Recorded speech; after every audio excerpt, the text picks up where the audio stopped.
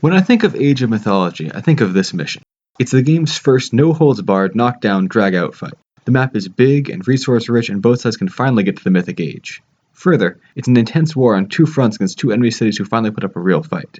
This epic battle is completely irrelevant to the story, though. I wouldn't call that bad writing, since it makes sense in character, but it's still a waste of a great map and one of their best cinematics. Ah, and here he comes, Odysseus, a champion of Atlantis, sent to fight in my army. Join us, Orcanthus. You know the famous Odysseus, surely. I know of him. Your reputation precedes you. As does yours. Are you ready for the siege? We could use your advice in planning our attack. As the commander here, I have already taken care of the plans, Odysseus. You and Orcanthus will take your armies and start the siege of the gates. That's a fine start. What about the other armies? Ajax and I will keep our men in reserve.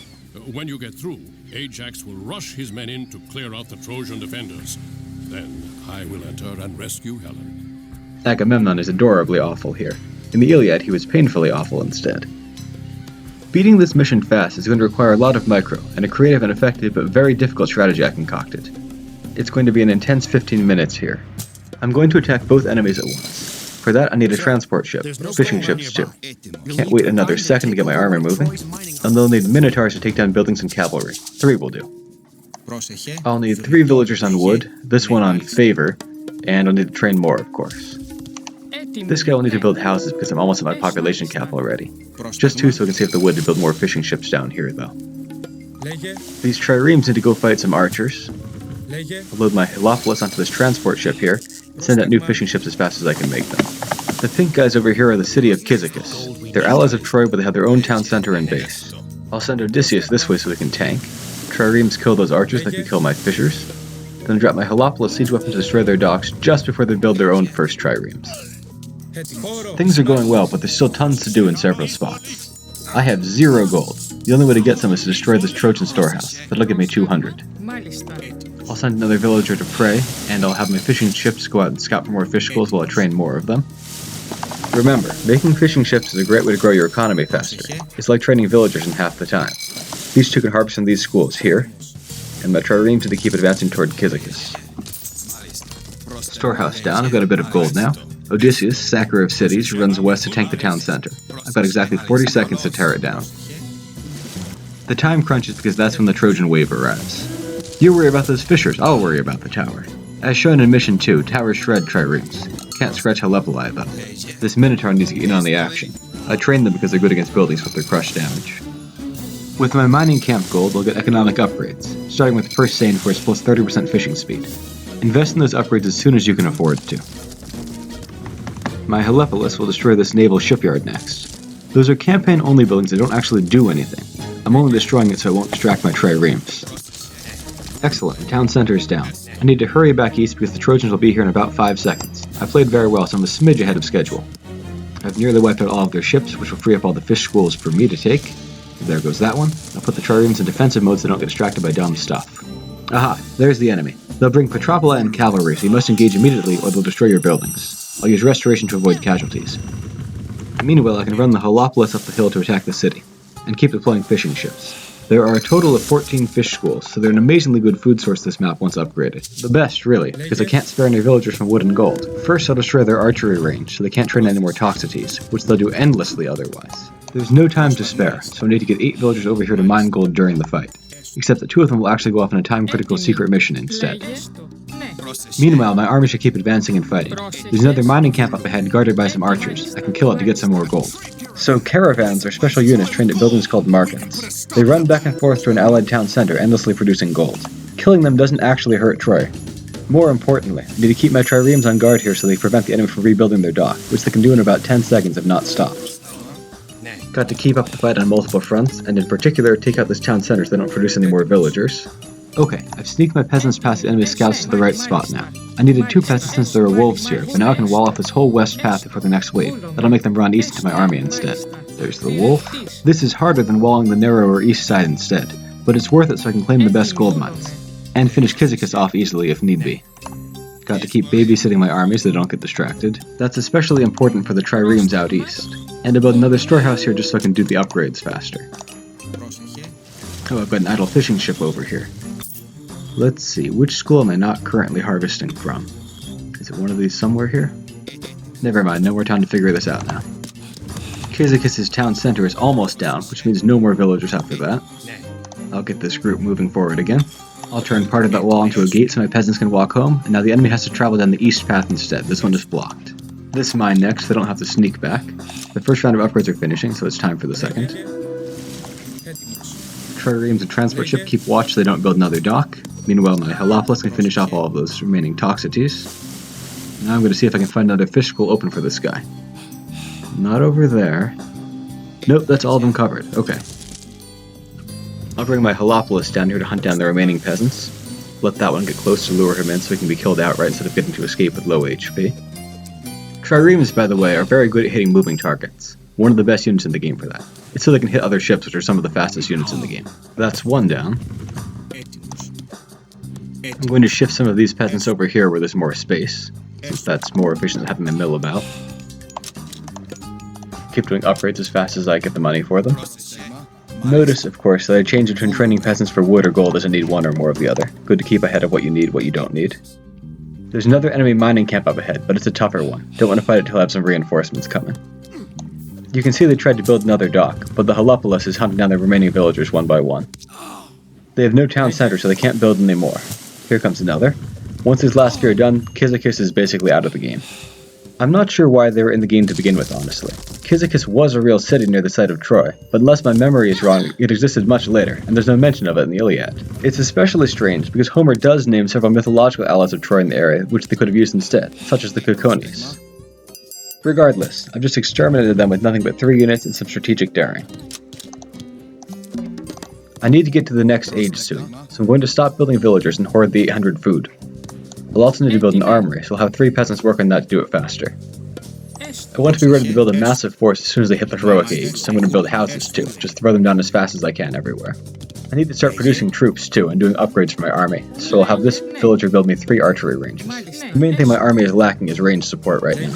The Trojans send big waves this way at unpredictable times, which is why I don't try to colonize it. There's just one more peasant to kill anyway. If I can just dodge around and kill that one peasant before they finish that dock, Kizikus will be out of options. If they're allowed to finish this, it'll undo a lot of my work, because they'll be able to train triremes constantly. They're not an existential threat, but they bog you down wasting money to defend your fishing, and it's hard to take them out because they'll have 40 to 50 Toxicities just standing in their base. That's why my strategy to, yes, take them out immediately is best. It's okay if that raiding force dies now.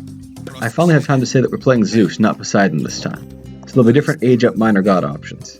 I want Apollo for his archer upgrade and god power that basically lets me make a teleporter from my base to theirs.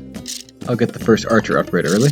The game says Zeus is an infantry guy, but actually his main thing is myth units. He's got a huge 40% favor generation bonus that makes him unmatched at massing them. I need to start fighting again if I'm going to win quickly. The Minotaur upgrade actually lowers their cost as well as toughening them. I didn't get it at the start because I had no wood to spare, and I needed Minotaurs out and fighting with no delay. There is no such thing as enough peasants on this mission. I can't stop the Trojans from destroying one of my fishing ships with their catapults over here, but that's okay, as long as they never get to rebuild that dock, which they won't. I can tell you about Minotaurs while I keep advancing. They're melee range classical era units, like Cyclops. When both are upgraded, the Cyclops costs about 50% more, is about 50% tougher, and deals about 50% more damage to units. The Cyclops special is an instant kill, while the Minotaur just does heavy damage with its headbutt, and the Cyclops are way better against buildings. The Cyclops would just be slightly better, except that their pathing AI is terrible, so Minotaurs are slightly easier to use in hectic battles. Like this one. Unlike Ajax's similar shield bash, their headbutts work on cavalry, so they're good for this mission. I built 3 archery ranges because I had 3 upgrades I wanted to do immediately. Lots of other stuff to do quickly now that I'm in heroic, like build a fortress, and get the massive bonus for fishing ships from Salta Amphora, and the next lumber upgrade, because winning fast is all about a huge economy here. The enemy will age up soon too, and I need to be ready to attack them by then. I've got a clever plan to waste 2 of their god powers, but the timing needs to be perfect. To speed things up, I'll cast underworld passes between my base and a safe spot near Troy. Then I can rally all my barracks into the passage and my troops I train will teleport straight there. That will help my slow units in particular. There, they reach the heroic age. It's time to turn my giant economy into a giant army. I'll continuously train a balanced force of Minotaurs, Toxicities, and siege units right toward the enemy base through this underworld passage. By the way, an underworld passage is permanent, 2-way, and works for all players. Also, it can be destroyed like a building, so guard it. Better task some more peasants on favor. Oh, and since this is the first time fortresses showed up, let me just say that they're basically huge towers. They shoot lots of arrows, are really tough, and can hide lots of units inside, which boosts their damage. And they train siege weapons. Alright, they use the bronze power. Serious stuff, makes their troops more than 30% tougher for a long time, which will let them win this battle. I've got a countermeasure though. Or rather, they have a countermeasure and I'm going to trick them into using it on themselves. Time to attack. The first section of their forward base is just through this wall, with one important marketplace building in it. So I'll just tear down this wall and... aha! There they are, coming from behind, covered in bronze. They're attacking my underworld passage. But instead of defending that, I'll go strike one of their buildings right now. Like the market all their supposed gold caravans were going to before I killed all their town centers. Checkmate. They use their ceasefire god power. Now no one can fight for 1 whole minute, which wastes both of their god powers at once. They always use powers like that when one of their main buildings comes under attack, without stopping to think that they're hard countering their own best asset. Meanwhile, I can get the next gold upgrade. By the time fighting resumes, I'll have poured in 50 more soldiers, got back in position to defend the passage, and their bronze power-up will be over. Better get all these archery rangers back in continuous training. Massive income is no use unless you have enough barracks to convert it into soldiers rapidly. And make at least one more archery range. The biggest reason I walled off the west path and fought down this east one instead of vice versa is to get these amazing gold mines when my small ones ran out. As a side note, bronze only affects one large area of human soldiers, not myth units or heroes. Their hoplites aren't bronze because they're either newly trained or weren't in the cast area. Let me also remark that although the game keeps telling you that cutting off Troy's caravan routes and taking their gold mines will cripple them, I've never actually seen any effect. I now control all gold sources, but they keep training armies of expensive units like Hippicans anyway. Alright, ceasefire over, my troops are going to slaughter them. In this game, it's often more important to micro your economy than the battle that's going on. I'm going to start training siege units along with more archers so I can keep my momentum.